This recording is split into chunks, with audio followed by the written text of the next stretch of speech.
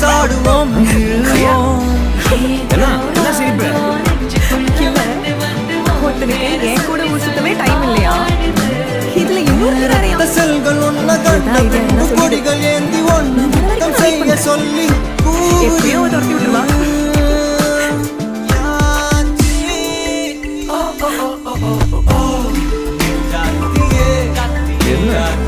இன்னைக்கு நக்கல் ஓவரா இருக்கு. நீ என்ன என்கிட்ட கேட்டுட்டா சண்டை போடுற? உன் இஷ்டத்துக்கு போடுறல? ஆமா, சண்டை போட்ட உடனே கட்டிப்பிடி சமாதானம் ஆகணும்னு சொல்லுவாங்க. என்ன நீ கேள்விப்பட்டிருக்கியா?